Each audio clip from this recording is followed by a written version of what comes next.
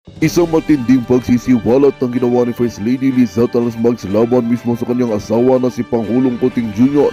Sa isang hindi inaasahang pahayag, itinuro niya ang Pangulo bilang utak umano ng mga katiwalaang kinasasangkutan ng kanilang administrasyon. Ayon kay Ginang Liza Talasmags, hindi siya dapat sisihin sa mga kontrobersyang lumalabas ngayon dahil ang lahat ng desisyon ay nagmula mismo kay Pangulong Kuting.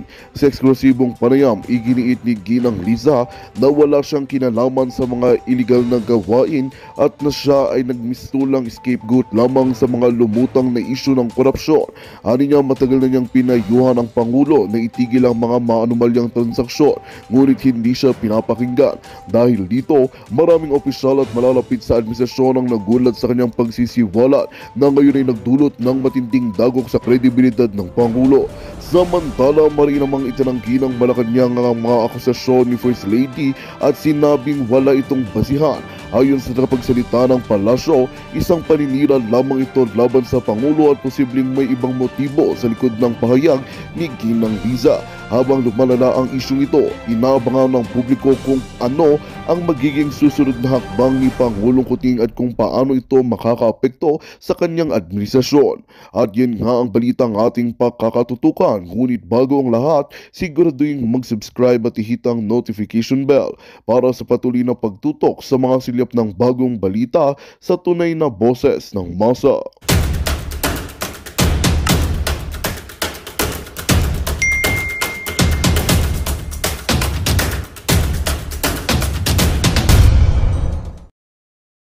Ay naging bisita nga ito si Attorney Vic Rodriguez. Okay, pakinggan natin saglit lang, ano? Pakinggan natin saglit. At nas-transcribe ko na yan. So, gusto ko lang i-ano sa inyo. Okay, iparinig ng bonggang-bongga. Kumusta kayo lahat?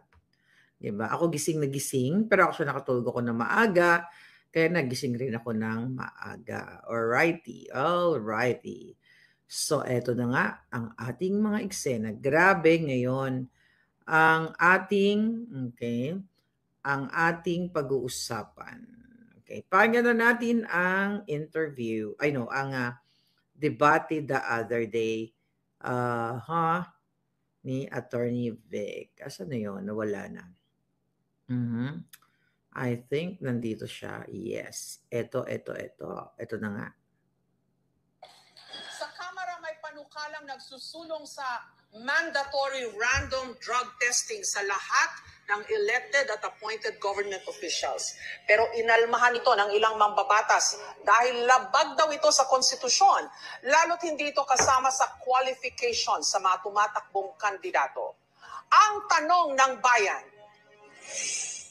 sinusuportahan mo ba o hindi ang panukalang dapat dumaan sa mandatory random drug testing ang mga elected at appointed official ng gobyerno?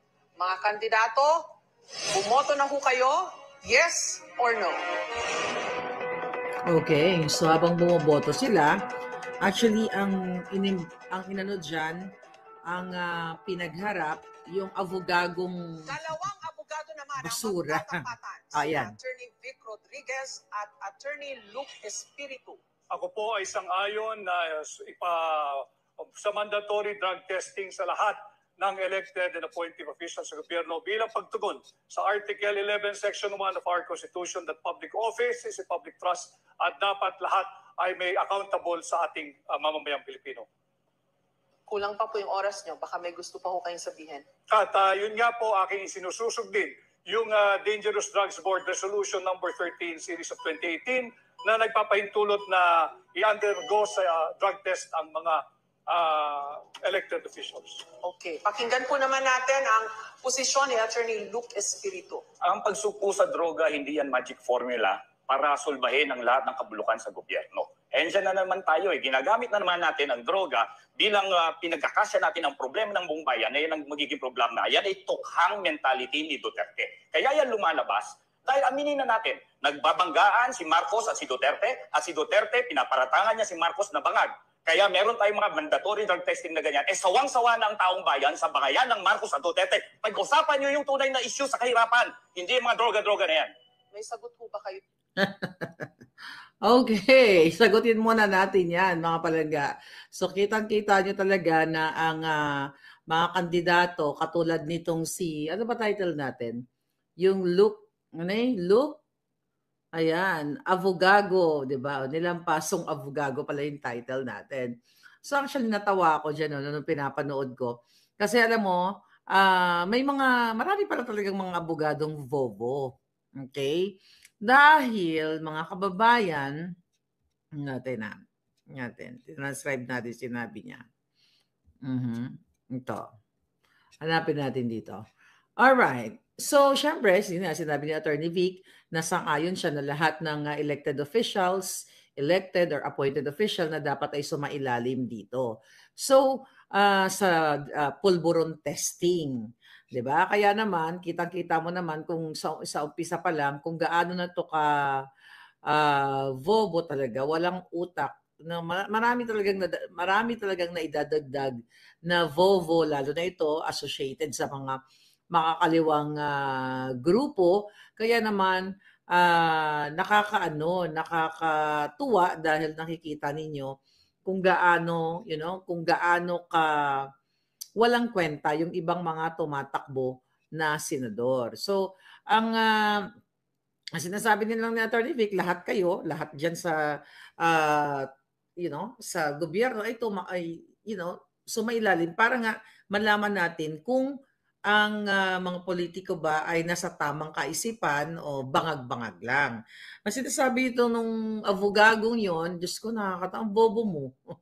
Saan ka ba nagtapos na abogago sa paaralan ng kanal? Okay, sabi niya, hindi daw siya sang-ayon. Sabi niya kasi ito na naman, ginagamit na naman ang droga bilang panakip sa tunay na problema ng bayan. Ito na naman ang tokhang mentality ni Duterte. Sabi niya, lumalabas ang gatong issue dahil nagbabanggaan sina Marcos at Duterte. Ayun, inakusahan ni Duterte si Marcos na bangag, kaya ngayon may mandatory drug testing na ganito. Sabi niya nga, pero sawang-sawa na raw ang taong bayan sa bangayan nila. You know what? Ang layo ng sagot niya. Out of order, wala sa konteksto, irrelevant. Kasi, unang-una itong taong ito, anti-Marcos.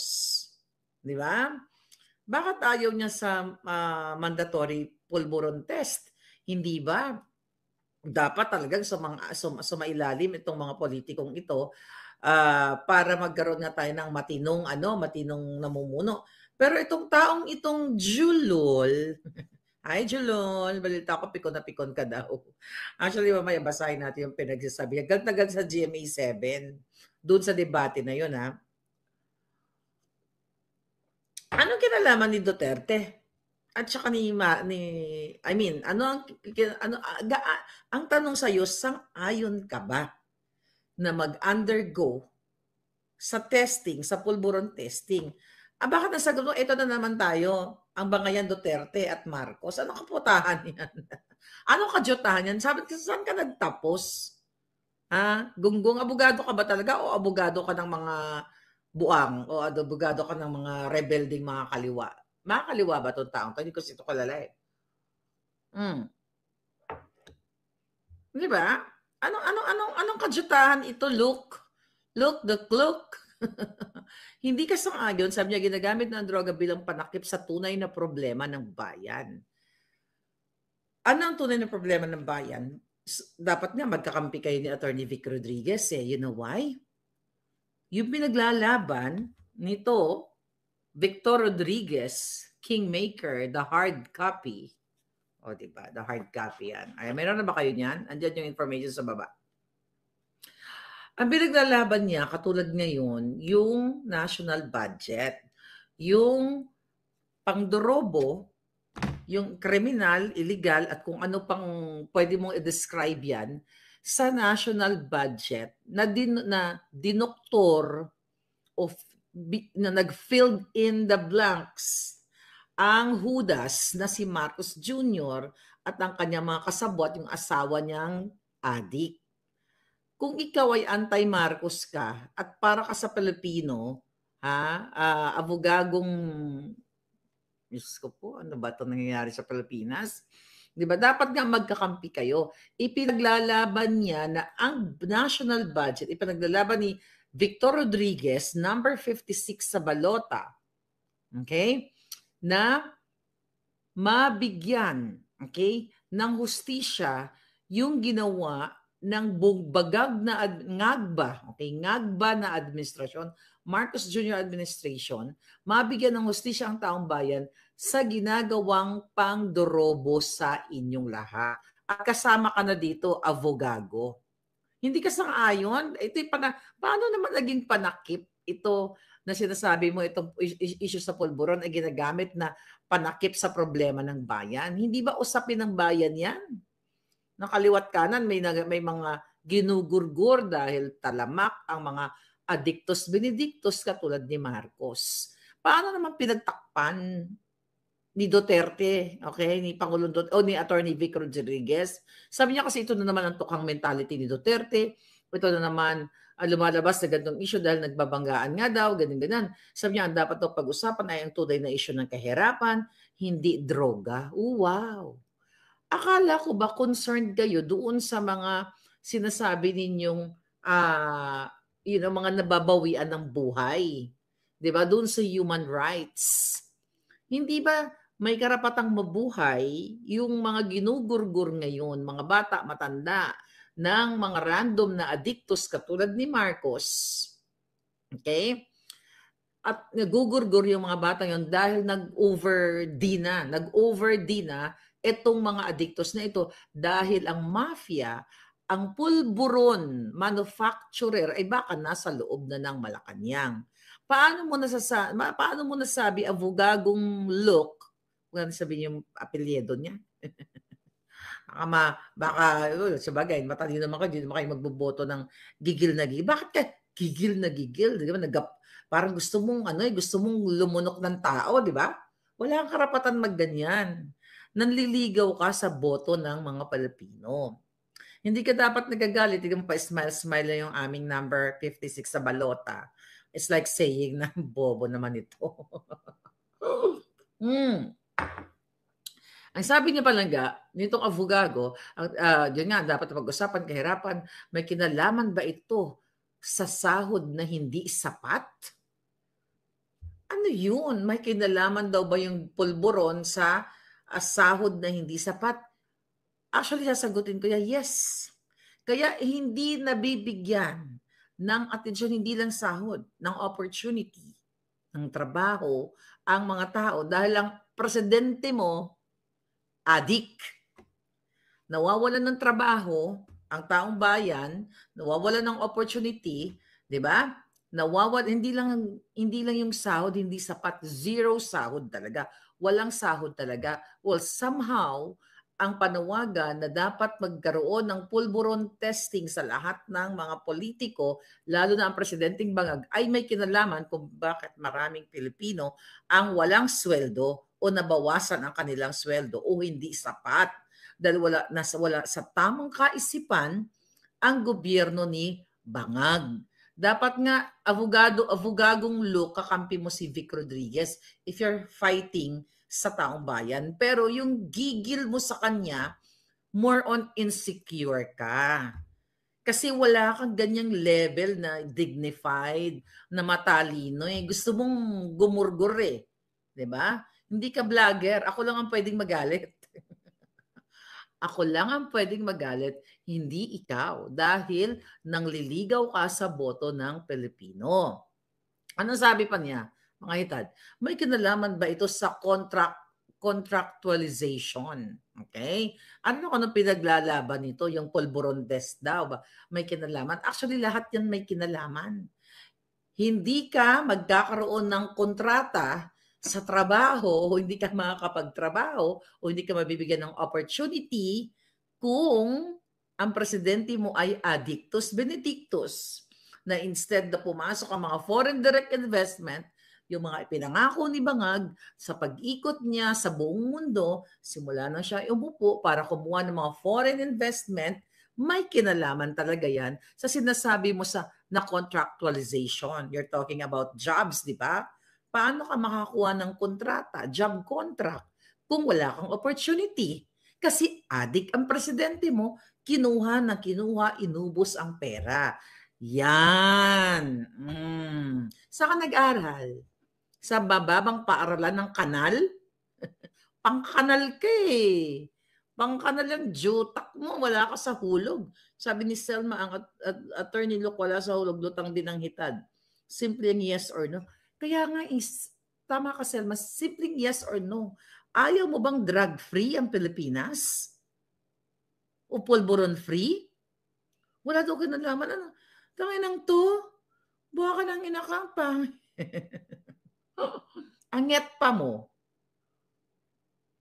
Anong problema mo kay Duterte? Ako ang representante ni Duterte. Okay? Anong kinalaman ni Duterte dito sa ano na to, pulburon test na to? Sabi niya, may kinalaman ba ito sa pagtaas ng presyo ng bilihin? Exactly. Kasi habang tumataas ang presyo ng bilihin, alam mo kung bakit tumataas ang presyo ng bilihin, ha? Attorney Abogagong Luke? Hinahayaan mo kasi, hindi ka kasi nagsasalita, 10 ng kasamaan mong mga dilawan, o ano man ang ano mo, makakaliwa ka ba? NPA ka ba? Associated ka ba? NPA associated ba ito? Bakit tumataas ang presyo ng bilihin? Dahil si Bangag na Addictus Benedictus sa kanyang asawa, ang pinapaboran niya, yung mga bangag din niya nakasama dyan sa Agriculture Department.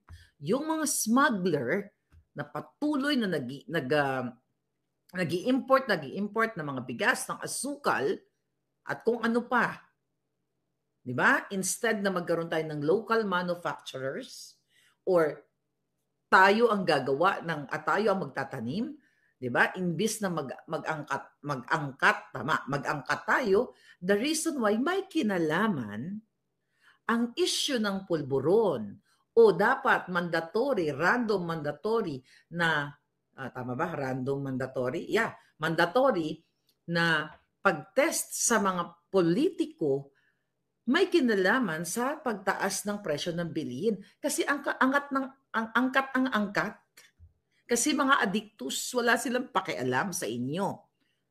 Wala silang pakialam sa taong bayan kung hindi tayo magkakaroon ng local produce or production natin dahil dahil kumikita ang mga bangag doon.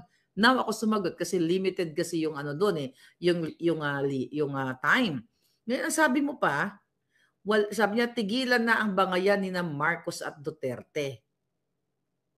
Tigilan na ang bangayan ng mga Marcos at Duterte.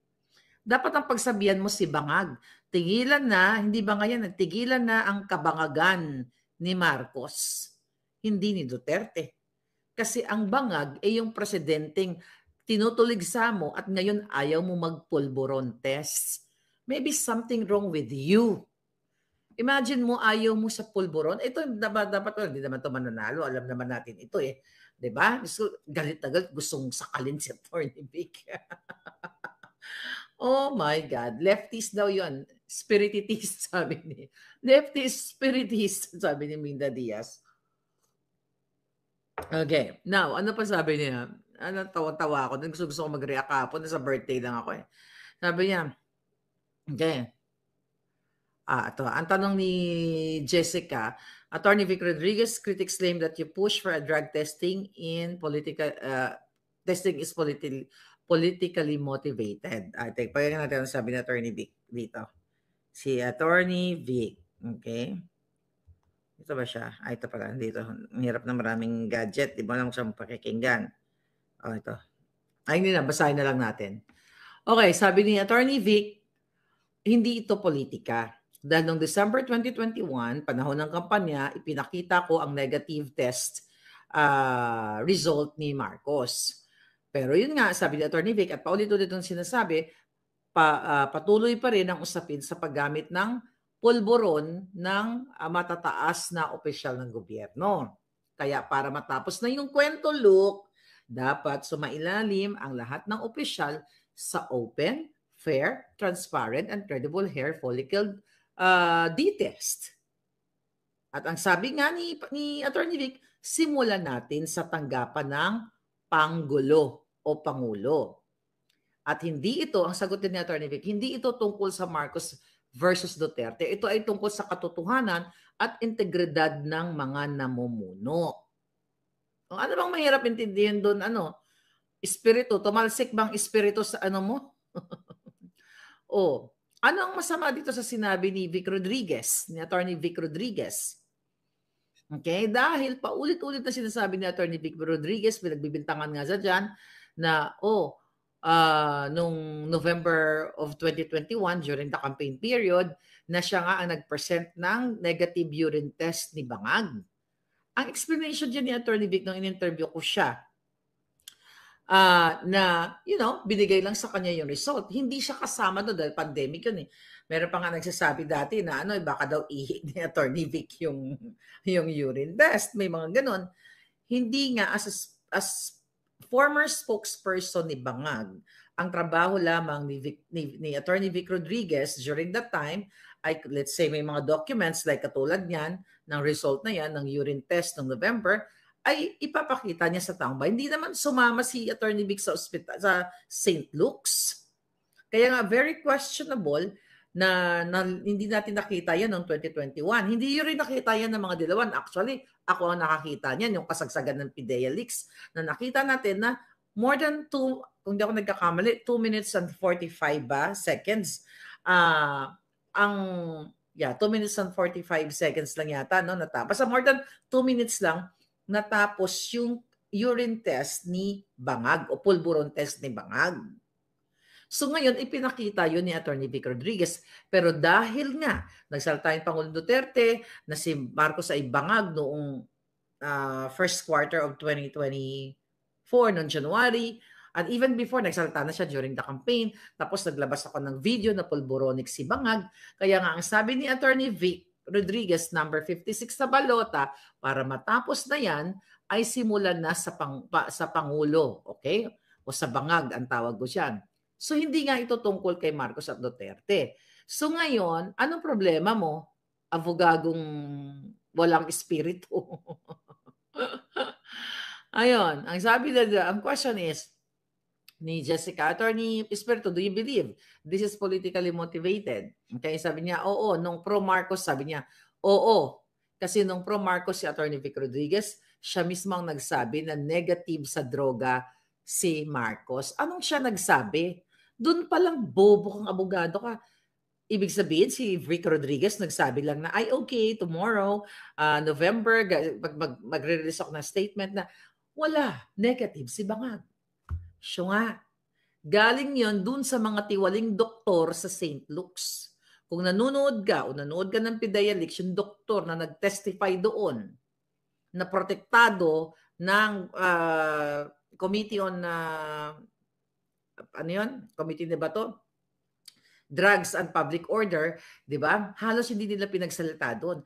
Pinagpapaliwanag yung doktor doon kung paano yung naging process sa pagkuha ng mga specimen o ng ihi ni Bangag, di ba? Sa pulburon test na yon.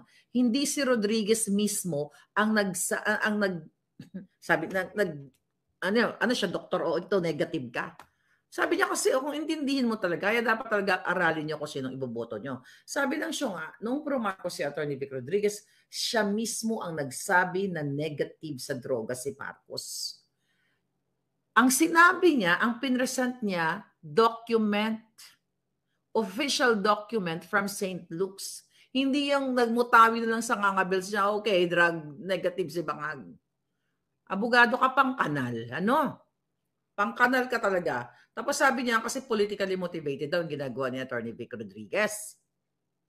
Yung pagpananawagan na sumailalim sa pulburon test itong si Bangag at lahat ng mga politiko, whether elected or appointed.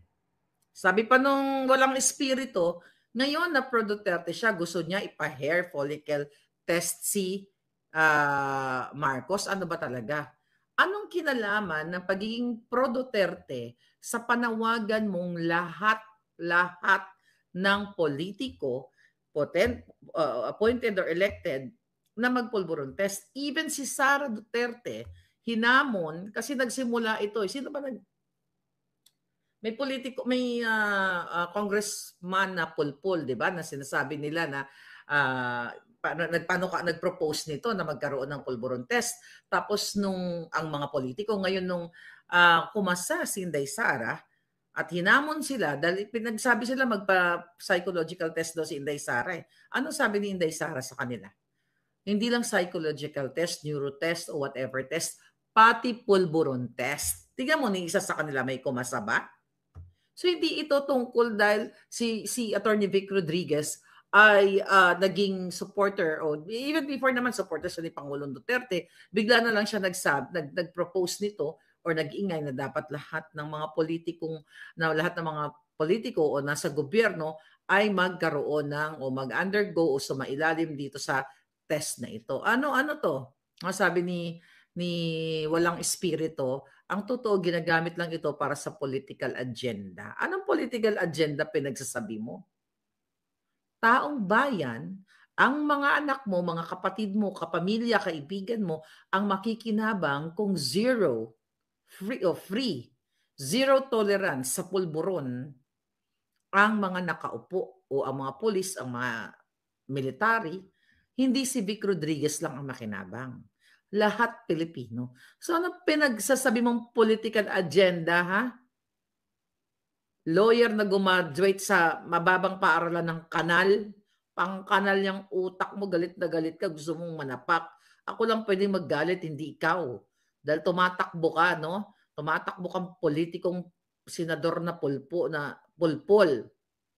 Sabi niya, kung noon pinagtatanggol mo si Marcos, bakit ngayon gusto mo siya ipa-drug test? Malinaw na politika ito. Kung noon nagtanggol mo si Marcos, bakit gusto mo siyang ipa-drug test? Bakit hindi? Ikaw kaya magpagpulburon test ka. Mukhang kargada ka, kargado ka. Ilan nakarga mo? Nakargahan ka ba o senglot ka lang nung time na yon? Another question. Ito, sabi ni, this is, kung si Jessica, but Attorney Rodriguez, why insist on drug testing when critics argue that this is political move? Okay, dahil sabi nga ni Attorney Vic dito, ang sagot niya ay dahil ang paggamit ng D ay nakakaapekto sa desisyon ng isang pinuno. So, ikaw walang espiritu, okay lang sa'yo na adikto